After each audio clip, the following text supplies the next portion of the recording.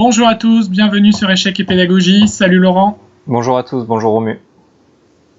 Alors, rien de tel qu'une tactique quotidienne pour se mettre en forme. Donc aujourd'hui, c'est une position tirée de la partie entre les grands maîtres Igor Glek avec les blancs et Volzhin avec les noirs.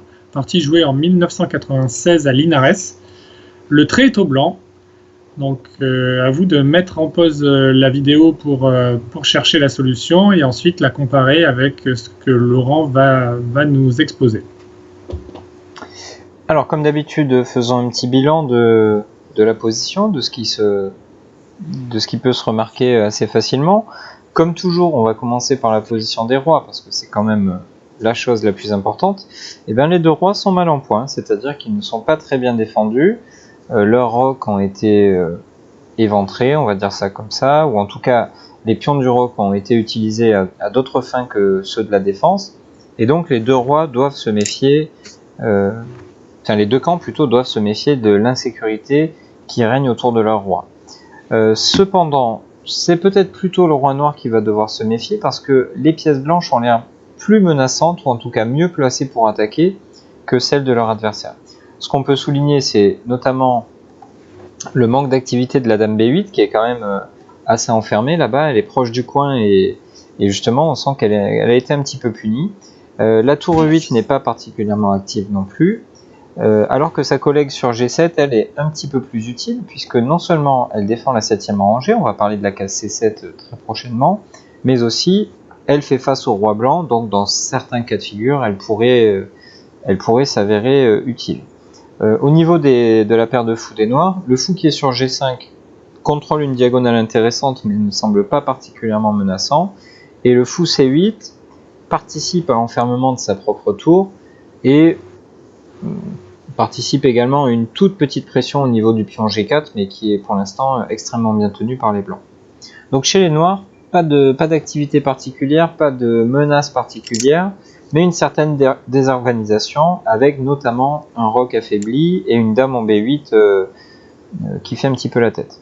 Du point de vue des blancs, on a aussi un roc éventré, mais comme on vient de le dire, les pièces noires ne sont pas très menaçantes pour l'instant, donc n'oublions pas que ce qui est faible aux échecs, c'est ce qui peut être attaqué. En revanche, on a des pièces plutôt bien placées. Le fou sur B6 a envahi le camp adverse, attaque notamment la case C7 en liaison avec la tour sur C4. On se dit pourquoi pas que le pion D6 pourrait servir de cible, notamment parce qu'on pourrait l'attaquer peut-être un jour par fou C7, mais aussi parce que la dame B4 l'attaque déjà, ou le presse déjà en tout cas, et pourquoi pas faire tomber le château de cartes, je vais y arriver, adverse, en commençant par ce pion D6. Pour ce qui est de la tour E1, elle est bien placée, mais pour l'instant pas très menaçante, et le fou D3, lui en revanche, exerce une pression sur le pion G6 et regarde vers l'aile roi, c'est-à-dire dans une zone dont on a souligné qu'elle était dangereuse pour l'adversaire.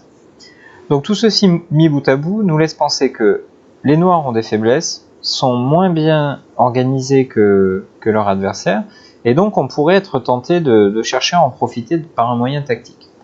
Alors on a notamment souligné la faiblesse du pion D6, qui pour l'instant n'est défendu que par la dame, et un coup qu'on pourrait envisager, c'est le fait d'intercepter justement la connexion entre cette dame B8 et le pion D6. On pourrait penser à tour C7, qui serait probablement un coup gagnant, mais Glek a choisi pour sa part le coup fou C7. Alors Romu, un tel coup doit nous venir à l'esprit, parce que casser la connexion de la défense principale, ça peut permettre de créer un court-circuit vraiment décisif.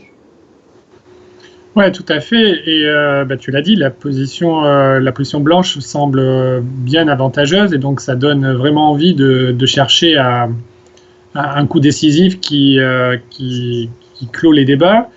Et comme le pion D6 est la faiblesse chronique des noirs dans cette position, fou C7, c'est un coup qui doit traverser l'esprit. Alors après, bien sûr, il faut y ajouter un calcul concret.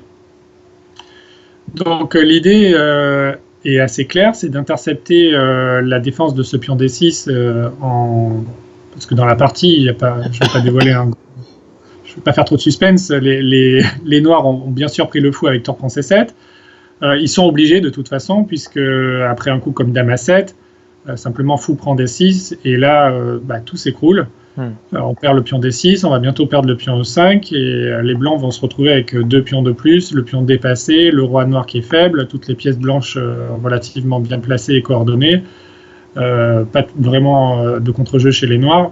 En gros, c'est complètement terminé. Tout à fait. Donc les noirs n'ont pas le choix et ont bien sûr capturé le fou avec tour prend C7.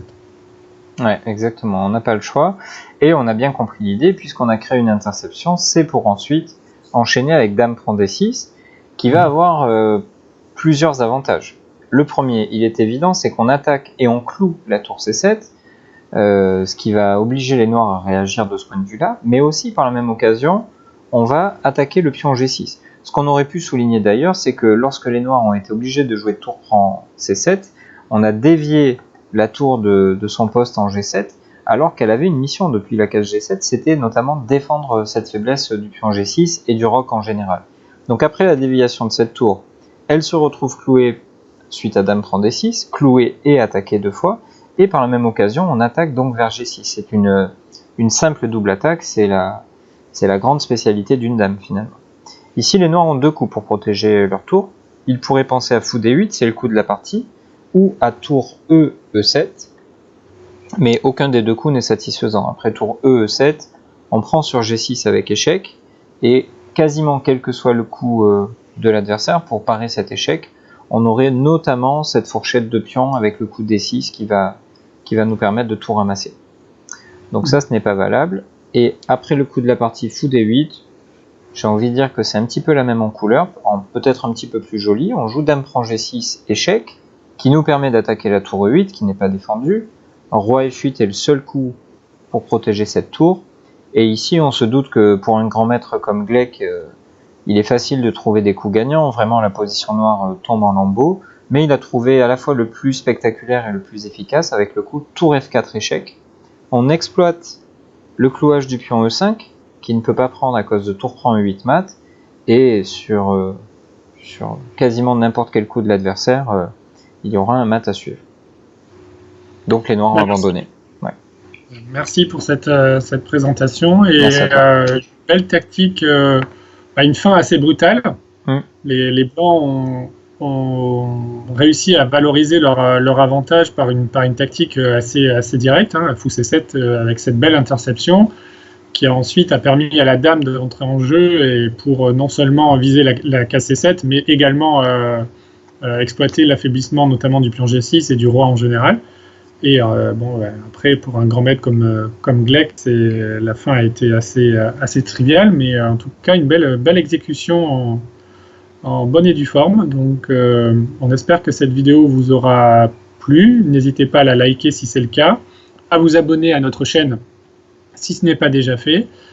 Bien évidemment, n'hésitez pas aussi, on vous le dit souvent, mais c'est pour nous important que vous commentiez nos vidéos, que vous nous fassiez des retours, des suggestions. Certains d'entre vous le font régulièrement et ça nous fait plaisir d'échanger avec eux. Et pour nous, c'est un bon moyen d'avoir un retour sur ce que l'on fait. Et donc, n'hésitez pas à nous contacter, c'est avec plaisir qu'on vous répondra avec Laurent. Et bien évidemment, on vous donne rendez-vous dès demain pour une nouvelle publication. Au revoir. À demain.